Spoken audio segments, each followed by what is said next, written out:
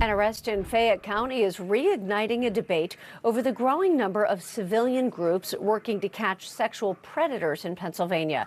Prosecutors say one of those groups helped build a case against a man accused of trying to meet a 12-year-old child for sex. But not all in law enforcement agree that these groups are helping. KDKA's Shelley Bortz is live with more from the Fayette County Jail. Shelley.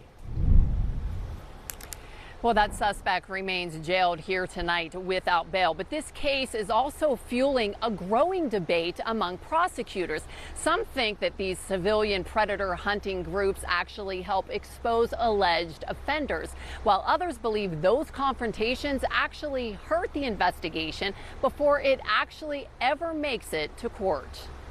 Prosecutors say 47-year-old Robert Wayne Jordan believed he was communicating online with a 12-year-old child and arranged a meeting at this Uniontown home.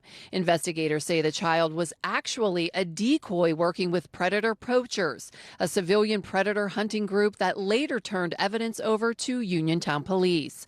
Jordan is now charged with attempted corruption of minors and attempted unlawful contact with a minor. As long as they're operating within the confines of the law, we're going to take whatever information they give us. The fact of the matter is that if any of these cases are brought to my office, we're going to review what they have. We're going to work with them.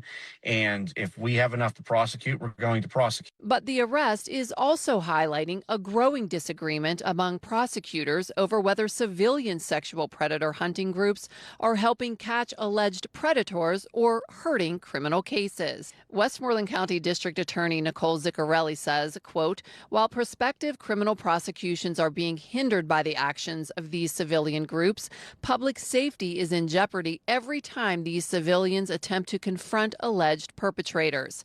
Ziccarelli says civilian predator catching teams are not trained law enforcement officers and warns some investigations have been compromised because groups confronted suspects before police could conduct their own investigation.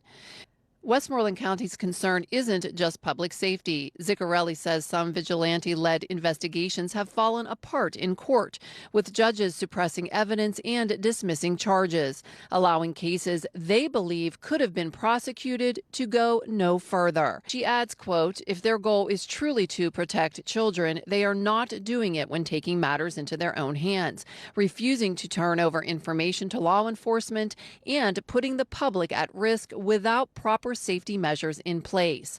But Fayette County District Attorney Mike Auble says his experience has been much different. What most of these groups are doing is what they believe is right, and it is a service to the public.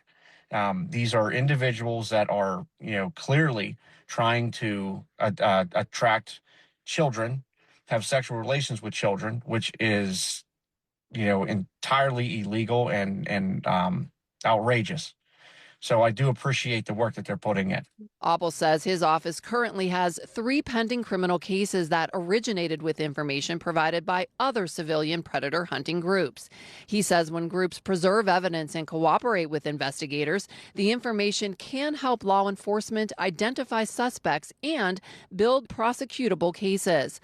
The debate comes as more of these groups emerge across Pennsylvania, often posting confrontations online and drawing thousands of views. Now, what is clear, prosecutors agree on the goal. They both say that the goal is to protect children. Now, what they're not agreeing on is who should be conducting these investigations in the first place. Reporting live in Uniontown, Fayette County, Shelley Bortz, KDKA-TV News. Thank you, Shelley.